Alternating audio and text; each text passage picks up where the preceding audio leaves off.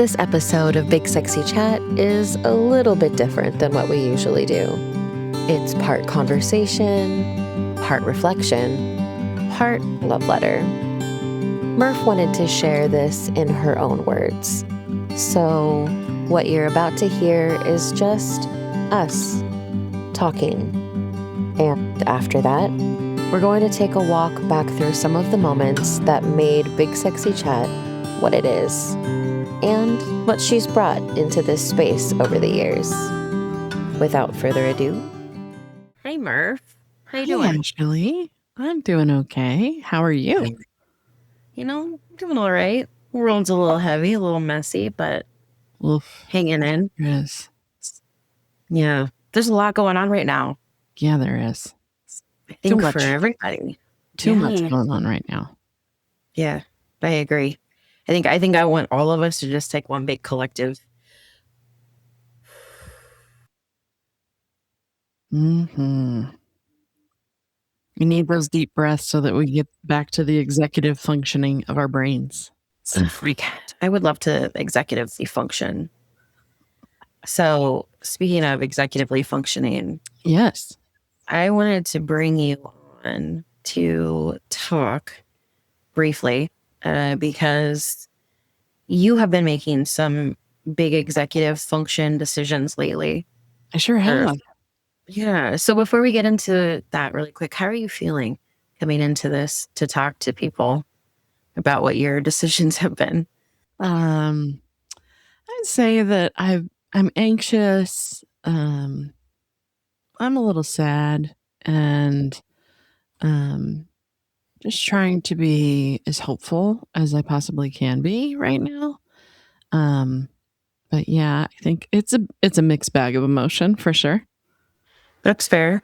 Do you want to tell me what those the decision is? Tell everybody. Yeah, what this decision is. I'm going to be taking a leave of absence from Big Sexy Chat, and I'm going to be focusing on myself for a little bit and some personal items. I'm really trying to bolster my professional career right now because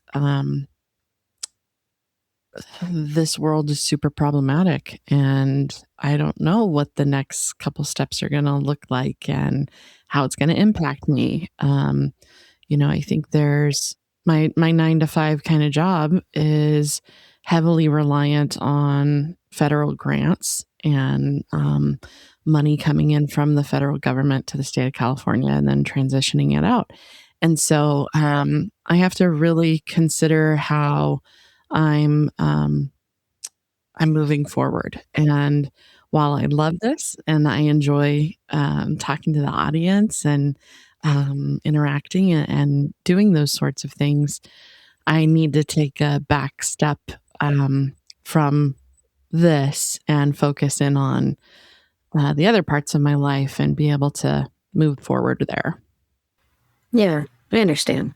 When do you think you made that decision? Was this kind of just as the world was getting heavier and heavier and you saw more of a need for your presence elsewhere? Yeah, I mean, I think January kind of hit, and things didn't really go well at the beginning of the year. Lots of funding cuts in my field of work in mental health. And I realized, wow, I'm really stretching myself thin.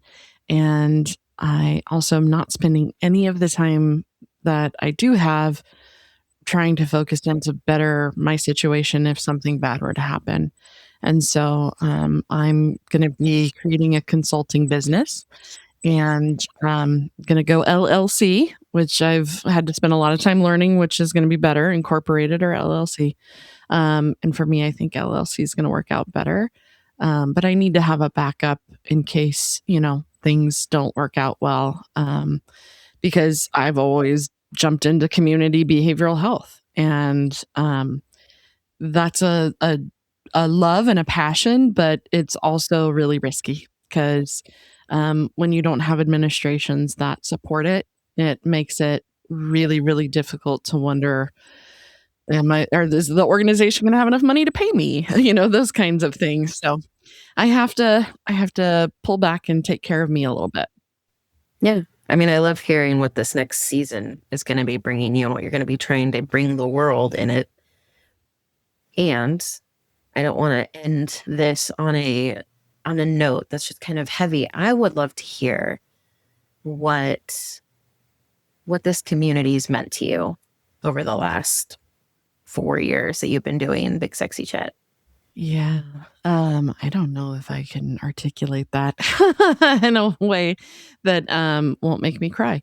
Um, I love this work and I'm not going to stop this work, right? I'm still advocating for body neutrality, fat acceptance, fat love, all the things, right?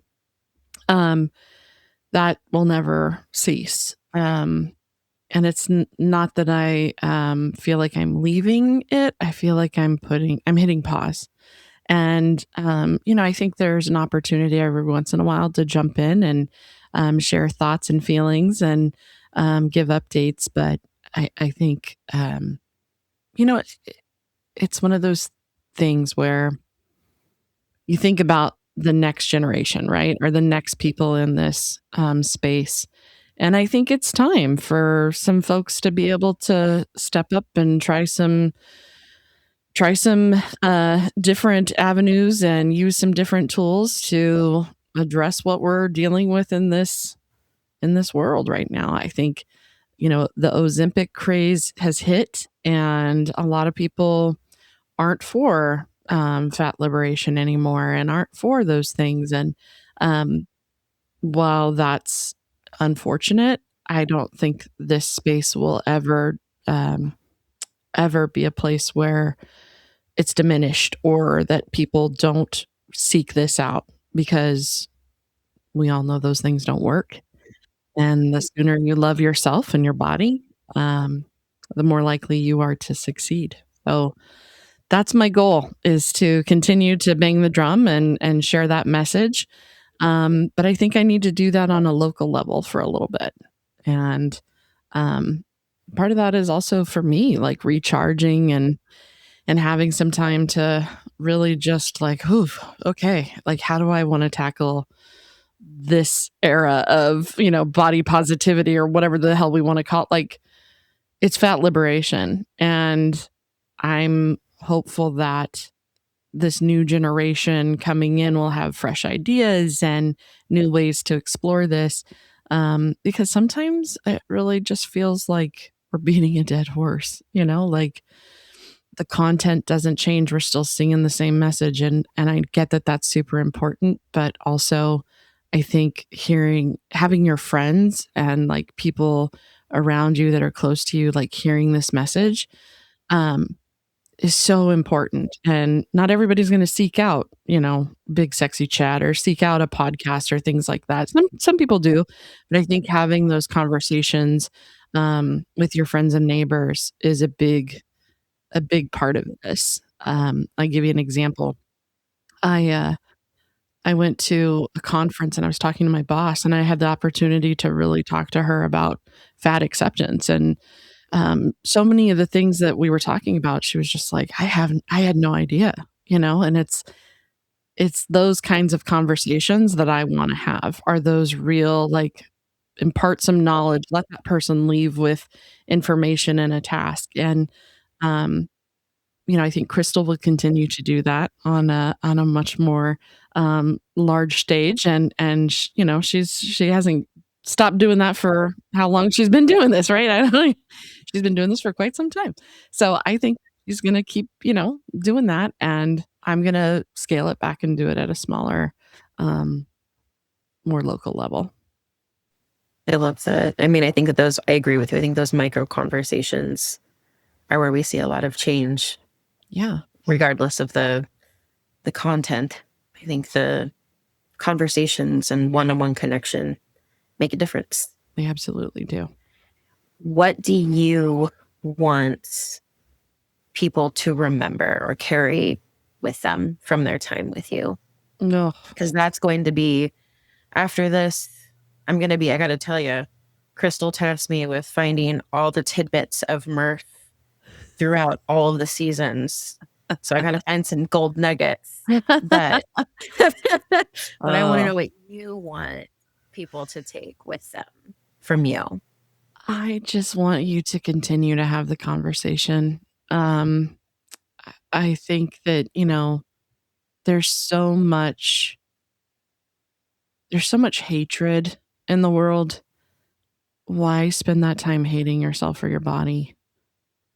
There's just too many things ahead of you. So much great stuff. And if you just sit and focus on that and don't give yourself an opportunity to challenge it or to try something new, then you're just repeating those same behaviors and patterns. And so, as a therapist, I would say it's time to make a change and grow, right?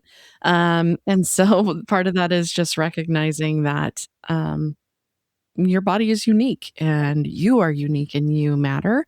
And I hope that you take this conversation to a local level and you start having the confidence to be able to talk about your body and other people's bodies and why nobody should be commenting on them. Yeah. Beautiful. I love that. I would like to add and just say that it has been, I know, first of all, I know that this is a see you later and not a goodbye. Right. One, because I love you dearly and we become great friends through this. I am so honored to have gotten to know you and become your friend through all of this. It is probably one of my favoriteest things in the entire world to have gotten to spend time with you and to see you in all of your glory through so many different things and laugh with you and cherish you and love all of the moments that make you you, and getting to share that with all of the people is a beautiful thing. So I would like to thank you from myself and on behalf of all of BigSexyChat. And I am quite sure that Crystal would say the same thing, that she loves you. And we're so glad that you're not going away, that we'll see you, we'll still talk to you. But thank you for everything that you brought BigSexyChat and will continue in the future, hopefully to bring in a different capacity. But your voice and your heart and your mind and your spirit are one of a kind. And thank you. It would not be what it is without you. So we love you. Thank you so much. Thank you. I'm gonna cry.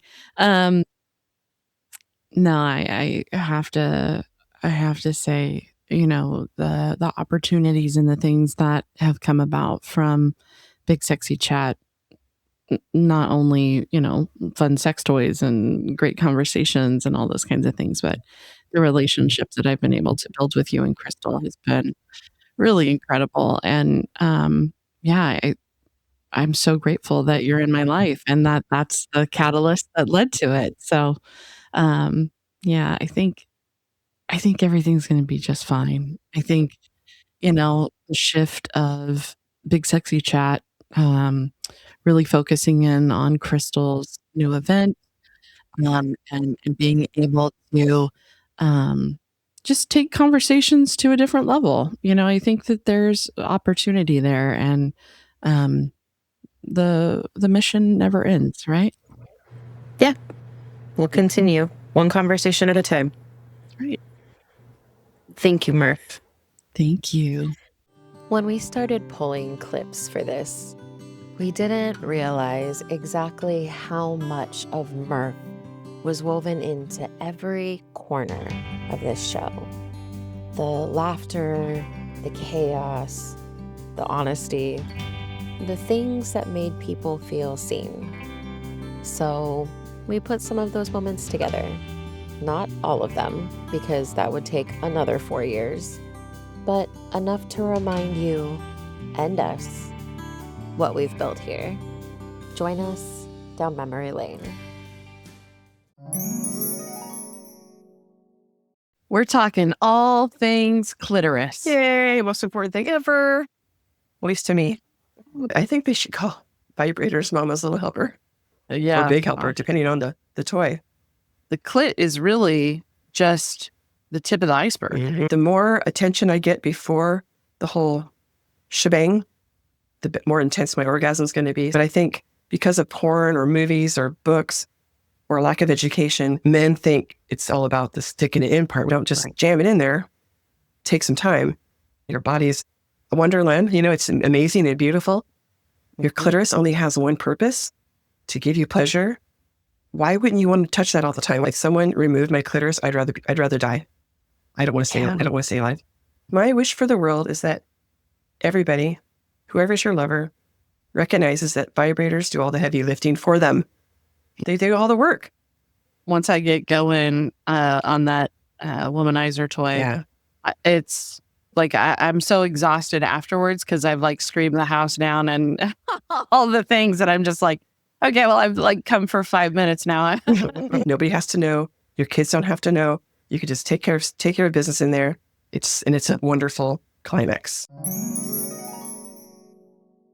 I was thinking of this in a little bit of a different way than sex toys, because like you mentioned, we are aficionados and I have my tried and trues. And we've already talked about the tried and trues. So I was thinking, okay, what are some things that I do to prepare? Sure. And the first one is coconut oil.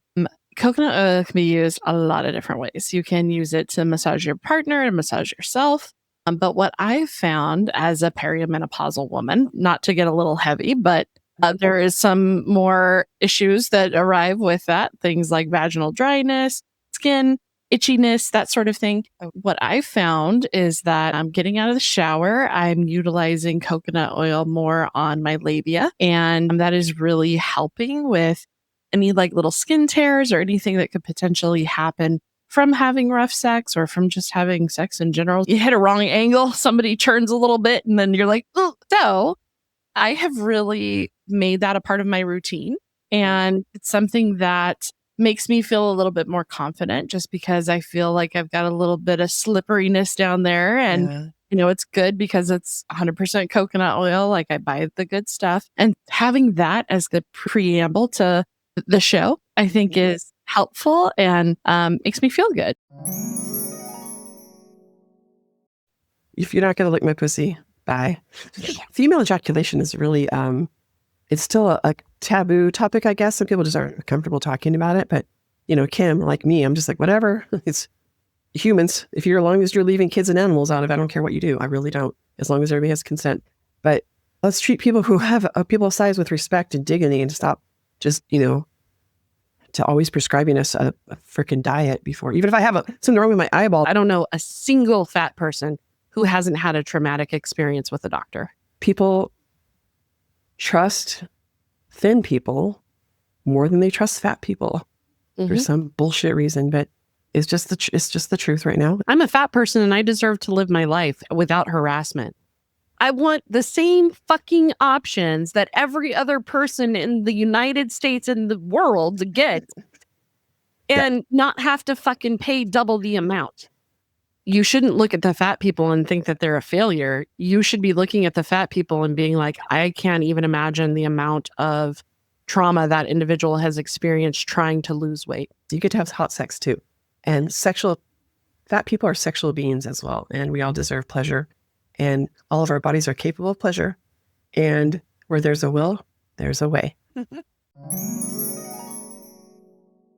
So I have one thing I want to say, though, is that I hope that you collect unicorns, Dr. Robert, because you are a unicorn. That is such a rare feat. In every fat person's experience that I've ever heard about is having a medical provider that treats them like a human and not whatever the scale number says. So, Asherlee, that's your job, is to get him a unicorn that he can put up in his office.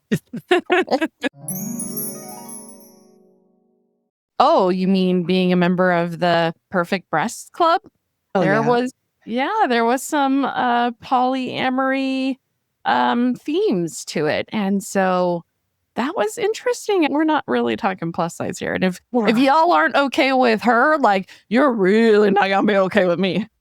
We're fucked. We're so screwed. All those beautiful fatties in their bikinis and bathing suits, dancing and frolicking, and we don't ever get to frolic, man. We just Right. don't. We're going to change the culture. Then it has to be something where people feel safe to go out in a two-piece and not be made fun of or, be attacked. New York's Fat Beach Day gives plus-size people a space to be themselves. I just turned 42 years old, and I am squirting like crazy with this thing. If I'm high and I'm doing it, like, it's a million times more than any other time. I need to start a fat girl chapter of Girls Uncorked. It was a really good time. It was like a pool party. Everybody was like naked, half naked. Right? Mhm. Just accepted for who you are. Just show up. Yeah. We took some concepts, some ideas, and put them all together to kind of do a fat liberation pop culture. Anti-fatness is rooted in white supremacy, like almost everything. And yeah, it gets a little, it's so annoying. Don't act like it was all hard work and discipline. Come on now. You're hot because you're hot. Doesn't matter that your body is fat or not. Okay, what's up, all you fat, sexy motherfuckers? Let's go. Let's get that bread today. The bad fatties are the folks that are just like, I'm fat. I'm going to live my life. I'm going to do whatever the hell I want to do. And I don't give a shit. I still deserve dignity and respect. Even if I'm the unhealthiest person on the planet, I should still be treated like a fucking human. Let people live the lives that they want to live. Let them have the bodies that they have. And fuck you if you have any comment to say on mine or anybody else's. Let's find some good fatties. When good, not like good fatty, bad fatty, but like genuinely Yeah. good fatties to follow for us. And I'm not disappointed. There's a lot of them, and they're really, really great. You have to have representation. I mean, Black Panther changed so much for so many people because Amazing. here's this amazing superhero on screen talking about family lineage and understanding where you come from and Ancestral trauma. ancestral trauma and it was so beautiful. And it was, great and talking about, there's just so many layers. And that's what I love about it. It's like that's going to hit a whole new generation. I have found some really cool new items to use and try out. And I've been getting coaching. And I think my first dungeon experience of getting to be a Dom is going to happen next week. So Hell yeah. I'm really excited for it. I want to know about your dominatrix persona. Do you have a name? I do. It's Madam Sin. Mm-hmm. CYN. But Hell yeah. as Sin. Yeah. And so he has to call me Madam. And I love that. I was like, you're going to do psychotherapy on his balls? Like, what? That little dungeon was hot. Just $100,000 worth of sex furniture is all I need. I don't care what's going on. The world can be burning down around me. I still have to have some fat joy. Does it make sense to have sex with one person your entire adult life? I don't know. Good luck trying to find one person Yeah. to fill every single one of those physical or emotional needs for like 50 years or whatever the stupid idea is. It originated in the 70s from gay male cruising culture, and putting it out meant you were into putting out a certain bandana in a certain color meant that you were into that sexual activity. So like yellow meant water sports, red meant fisting, black was BDSM, green meant that you would pay for sex.